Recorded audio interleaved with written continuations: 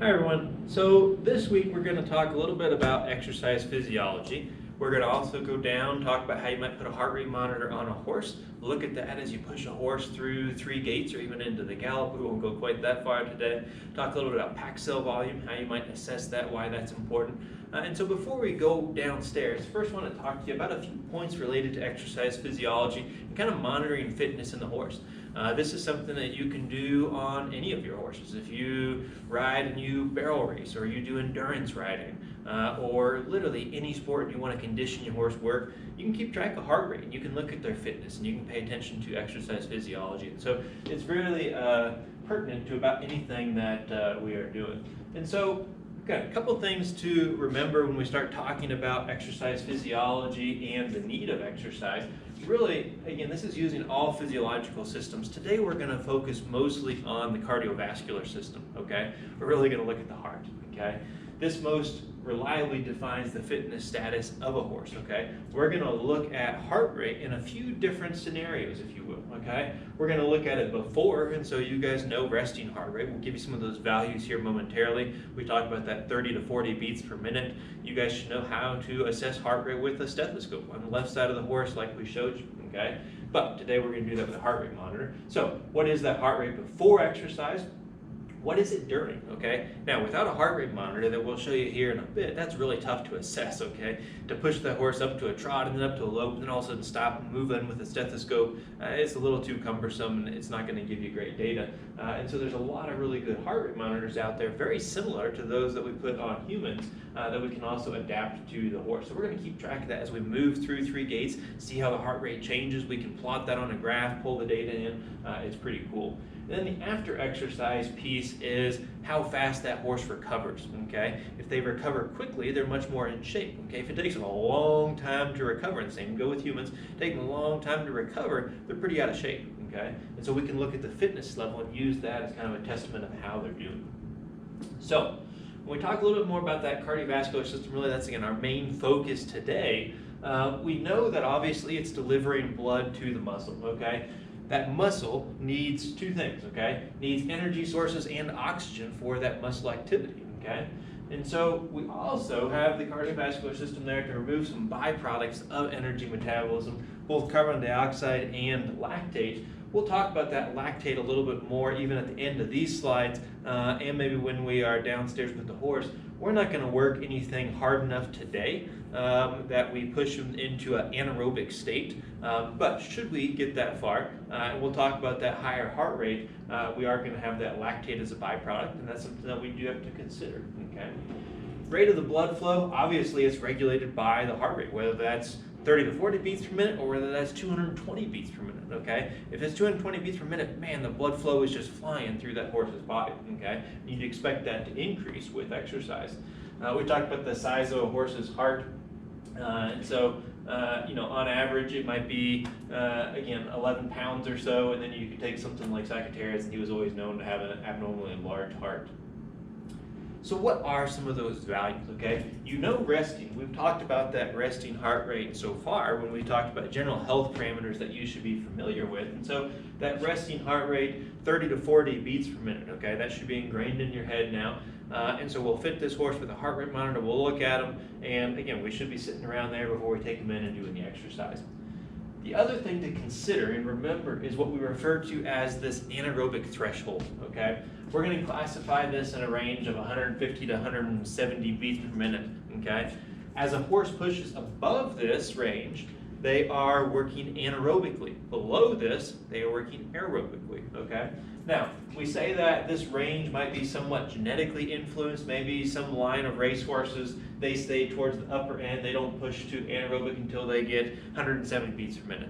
But really, this range, this anaerobic threshold right here, doesn't change a whole lot with fitness or conditioning, okay? What happens is that horse can increase their speed and work for a longer period of time aerobically before they push to that anaerobic threshold, okay, as they condition and they become more fit. But this generally stays about the same at 150 to 170 beats per minute, okay? Now, we obviously have aerobic and anaerobic metabolism, okay? This obviously, we have an oxidative process utilizing fatty acids and blood glucose as our fuel sources as compared to anaerobic, And again, we're not going to work anything hard enough today. I can tell you right now that we're going to push above this anaerobic threshold and start working anaerobically, but now we no longer have oxygen. And now we're utilizing glucose and glycogen as our fuel sources. What do we also have as a byproduct? Our lactate, okay? Our lactate or our lactic acid. Now, resting heart rate 30 to 40 beats per minute, maximal heart rate 220 to 260 beats per minute. That's pretty insane how much that can increase in the horse from resting to a maximal heart rate. And so we're going to keep track of that. Obviously, if we're pushing horses hard to the gallop, we're running them hard, again, and we are getting to maximal heart rate, we got to be careful, okay, and really keep an eye on that. A couple of things just to realize as we fit this horse with a heart rate monitor today and we start to track that. At the onset of exercise, sometimes you'll get this little overshoot response, okay? You fit them with a heart rate and you start working, all of a sudden it spikes up and we go from 40 to 75 and then we come back down, okay? It's just an initial kind of overshoot response and it will come back down. Value of proper warm-up, I think this is always important, obviously for the health and safety of your horses. We're not going to go into the arena and just start, cantering them around or loping them around in circles. And so again, we are going to properly warm them up, kind of move them through those gates. You might see a little bit when you're tracking heart rate, and again, you're really paying attention to it constantly, a little bit of cardiac drift, where it just kind of fluctuates a little at 70, 75, 76, back down to 72, and it's just going to drift a little bit, okay? Also realize these horses, again, they're a prey animal. They still have that fight or flight response no matter how much we've diminished that. And say we're in the arena out here and all of a sudden a whole bunch of snow comes sliding off the roof, or somebody drops something in the back of the arena and that horse, perks up and all of a sudden scoots out to the side. You're going to notice heart rate spike up. It'll come back down, but that's in a response to that fight or flight, okay? It's not because they're doing something with the exercise. It's obviously a response to what's happening, and all of a sudden they get scared, heart rate goes up, okay? Trained horses obviously have a lower resting heart rate, and so the more you can condition them, the more you can train them, it might be slightly lower. It's not going to be drastically, but it might be slightly lower. And so let's talk about 3 different types of kind of training protocols that you may implement. The first of which we refer to as kind of this long, slow distance training. Some people also would say legging out, okay? And so this is an aerobic process. Really, we're pushing up to 150, 170 beats per minute, maybe even just below that, but we're not working that horse anaerobically. We are staying aerobic, okay? Staying just below that threshold right there, okay? Now, this is going to hold true for this one and the next one, but obviously as conditioning increases, it allows for increased speed within exercise. That horse can work for a longer period of time and faster as they condition and stay aerobic, okay? Recovery at 2 minutes. Again, this was what we said heart rate should be after exercise. This tells us how in shape they are. Recovery at 2 minutes should come down to about 100 beats per minute, okay? That's kind of our target right there.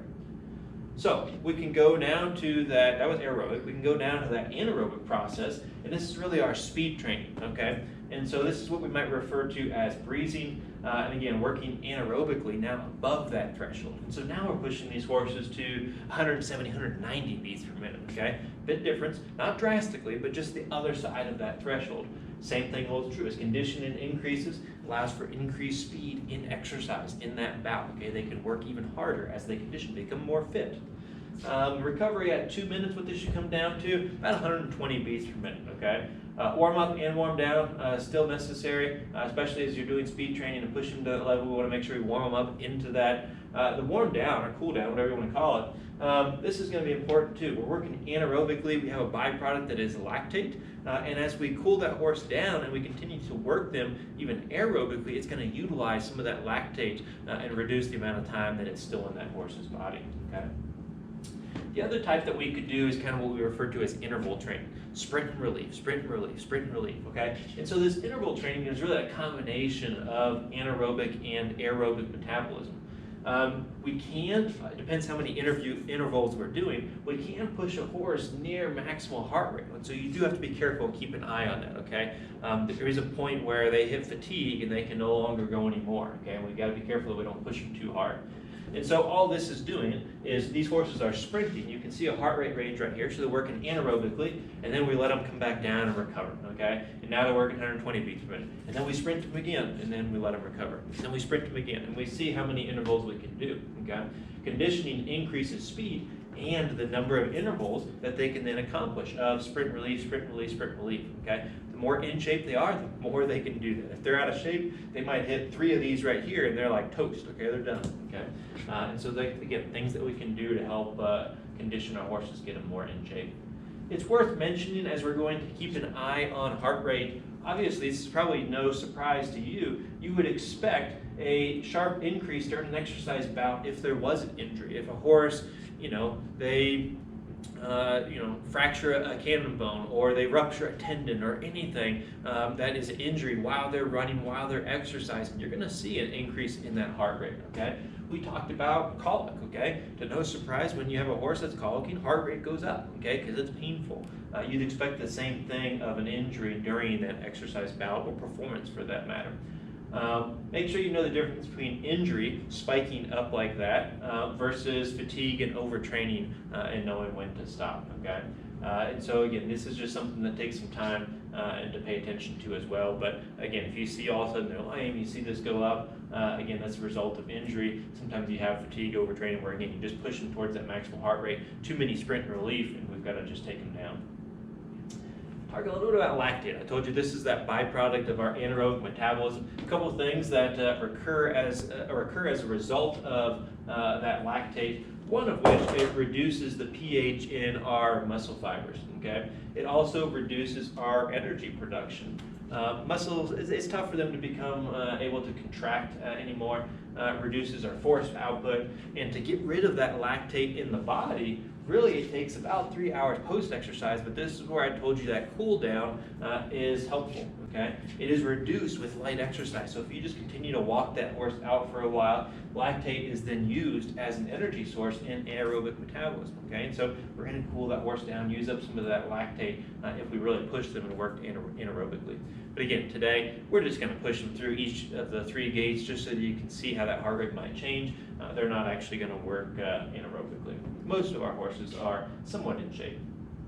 The last thing that I want to talk to you about is pack cell volume. I'm going to show you how you might assess pack cell volume today. We're not going to push a horse to the peak of exercise. Typically we do an exercise protocol with everyone. We'd lunge some horses in the arena and we'd work through a handful of time at the walk, handful of time at the trot, handful of time at the lope. Then we'd all of a sudden switch directions, lope them again, and then we'd draw blood, okay? And basically we draw that blood and we'd look at the difference between resting and at the peak of exercise, and you'd see a difference in pack cell volume. Today I'm going to show you how you might assess that. We'll take some blood, look at the hematocrit tubes like this right here, and we'll do everything but spin it down.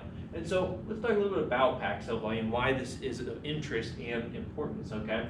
And so really we can talk about, we've got these hematocrit tubes, we call them. When we're taking and looking at hematocrit levels, essentially we're looking at the percentage of cells within the blood and the percentage of red blood cells, okay? Now, just to give you an idea of how many red blood cells this horse has, it's got about 6 to 12 million red blood cells per milliliter. That's as compared to when you start talking about maybe some infection or something else going around, you have a rise in white blood cells. Well, at normal, white blood cells in the horse about 6 to 12,000 per milliliter, okay? But that can spike depending on what's going on.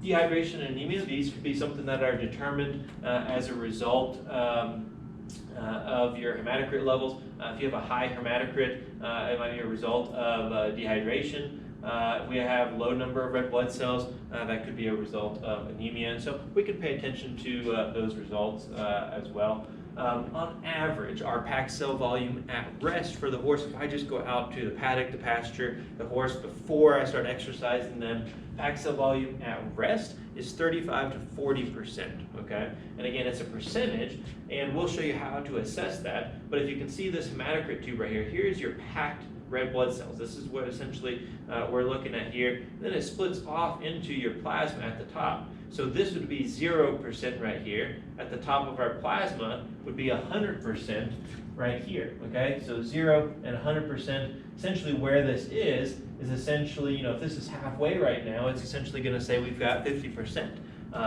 So that we're looking at that percentage across the board. But at rest, it's 35 to 40%.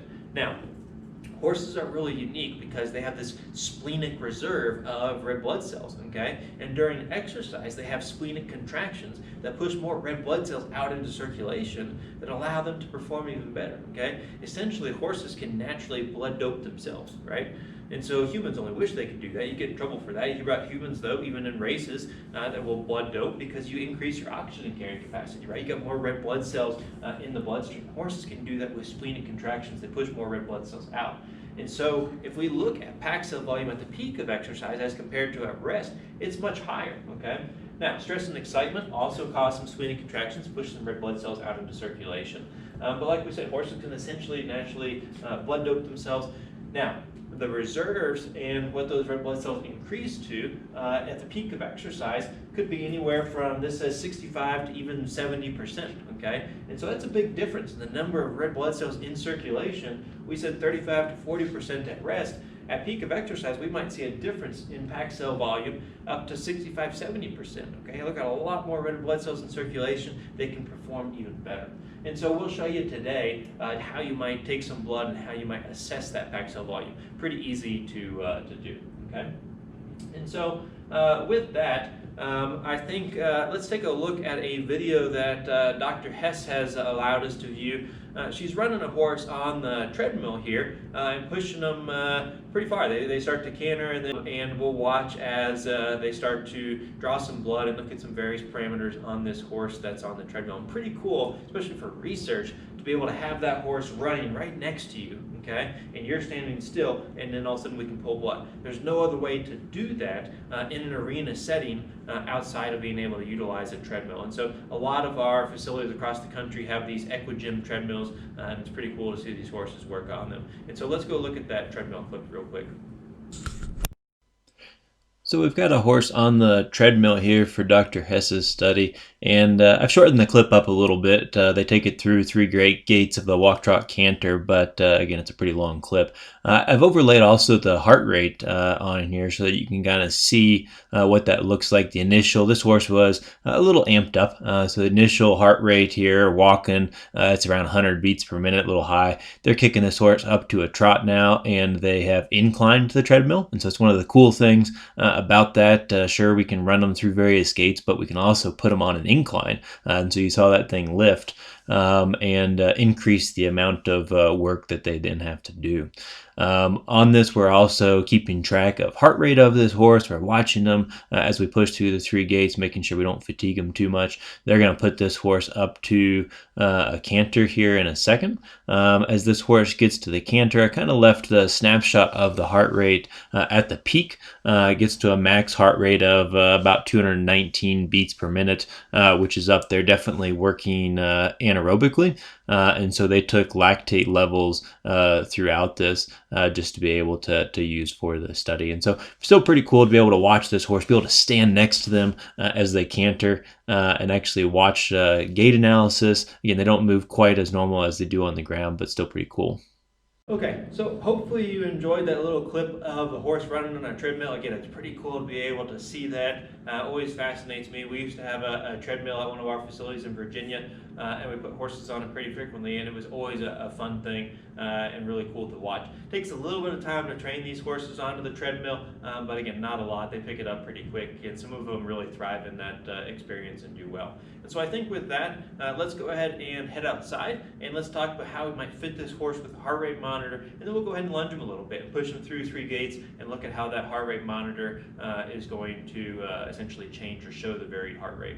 And so let's, with that, head outside. So I've got you outside now, and I want to walk you through how we're going to set up the heart rate monitor on a horse. And so I've got all the pieces in my hand right now. We'll show you how we're going to fit that to this horse, our willing candidate right now. And then we're just going to lunge a little bit, and we're going to push through 3 gaits, just a walk, trot, canter. And you see the heart rate monitor at the same time and how that might fluctuate and change, okay? Typically, we would also draw a blood sample at the peak of exercise. We compare that to the rest, look at packed cell volume. Before we started, just a while ago, and brought him over here, I took a blood sample. And so we have a blood sample essentially from rest that will show you how to do packed cell volume with, okay? And so now I've got all my pieces right here. one of these is the watch. Okay, for now I'm just going to stick this in my pocket. We're going to come back to the watch. This is something that you can wear as a rider.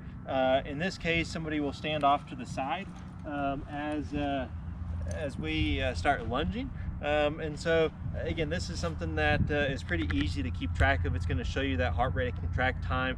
You can pull it onto the computer and download all the data. It's a pretty cool thing, but we'll come back to that. Okay, so the first thing is the band that's going to go around him. Okay, kind of like a belly band right here. And so same within humans, you would have a band that goes around you. You can also do it on your waist. And so Polar is probably a company that makes the best heart rate monitors for horses. And they make them for humans as well. And so we're going to use this Polar heart rate monitor.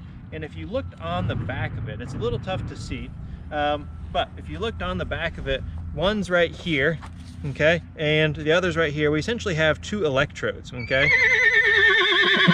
Yes. And so we're going to make sure those have good contact with him, one of which is going to be on the heart.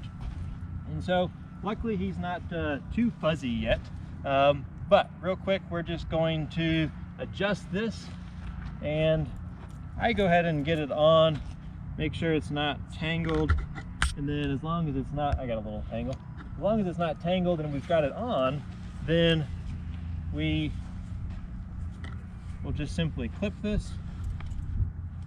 And once we get it clipped, then I will fit my transponder on there, or transmitter on there, okay? And so we've got this on right now. We can just simply pull this and rotate it around. I'm gonna put 1 electrode, and so if you could look right there, you could see here is the top of one, here is the other. I'm gonna put this lower one on the heart, right where you would typically put your stethoscope, okay? And so I'm gonna take a little bit of lube. This is kind of an ultrasound gel, a little bit thicker than some say lube that we used when we ultrasounded a mare. But we're gonna take this and just put it on each electrode, okay? And so what this is going to allow us to do is just have really good contact with that horse. And so I just kind of do a little zigzag right there. And so we'll take this, just kind of slick the hair back and stick that on, again, hoping that we have good contact.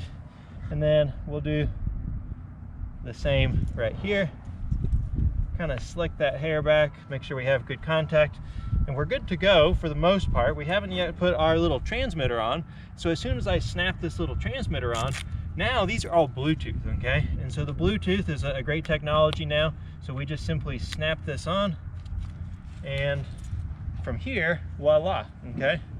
And so this is something that now I can take my watch and I can hit start, and it shows me riding. And so I'm just gonna wait right now, and you can see all of a sudden we have riding, and it's showing me 30 beats per minute, okay, 34. We've got a pretty good resting heart rate just by setting that on him, okay? And so 35, and so this will level out. We'll give it a chance to level it out, okay? This is also acquiring a GPS signal, and so you could see a map of where you were riding around the arena or on the trail or an endurance race or whatever that might look like, okay? And so again, showing 34 beats per minute right now. And so with that, let's go ahead and set him up to lunge, and then we'll show you this heart rate as we move through 3 gates, okay? And so we've got Larry all set up with the heart rate monitor. Again, you saw it's pretty easy to do, just the simple belly band, snap on the transmitter, you've got your watch that you can wear, and you're set to go. And so really cool product. But with that, let's start lunging him. Okay, everyone, so I've got you here now. We've got Larry just walking around our circle on the lunge line. He is fitted with our heart rate monitor, and so we'll throw that heart rate monitor up on the screen as well, so you can see that as he moves through 3 gates. But it's pretty cool to be able to exercise a horse, work on their fitness, conditioning them, and be able to monitor that heart rate as you push them through various gates and an exercise protocol.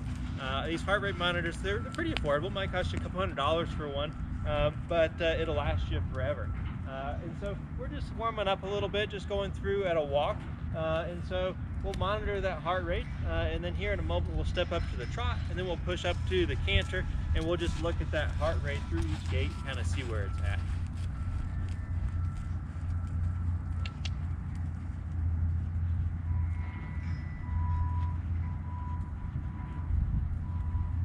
Trot. Trot. You're a little lazy today, huh? Move our lunge whip around, that's fine. Trot.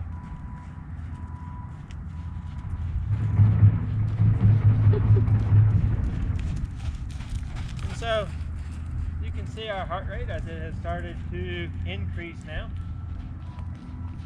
He's got a little fast trot. Again, it all depends how you work this horse, whether you got this kind of slow jog or kind of a faster extended trot. He's covering some ground right now, that's fine. So we'll let him trot a little bit and then we'll push him up to the canter and we'll see what that looks like, okay? Making sure again as you're working these horses here, keep them in gait. Also make sure you give them ample space to work. We're not going to start canting on an extremely tight circle. I'm just moving out a little bit. Right on.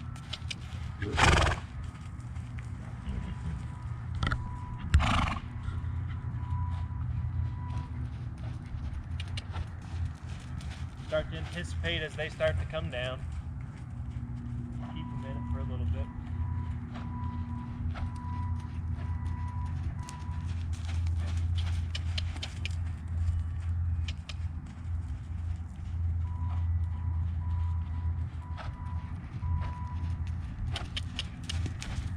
Hard work, buddy.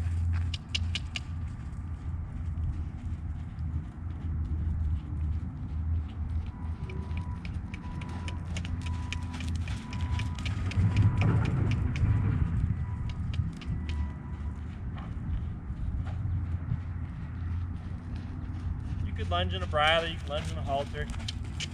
Come on, trot on.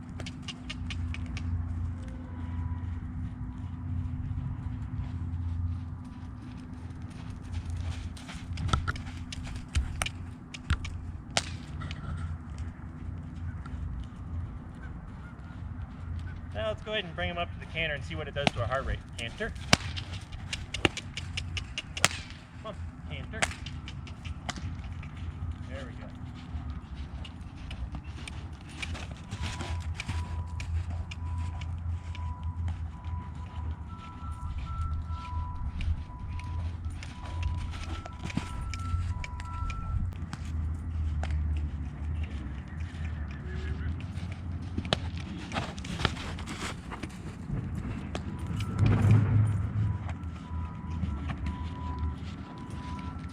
But you can see as that heart rate changes through our 3 gates. Again, like I said, there's no way we're going to push anaerobically and trot. We'll let him come back down to a trot. Trot.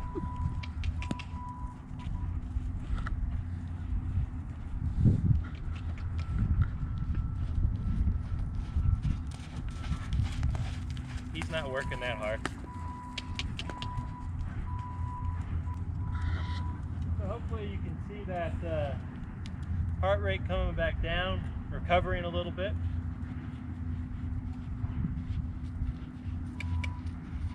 We'll stop here in a moment and we'll go talk about some pack cell volume.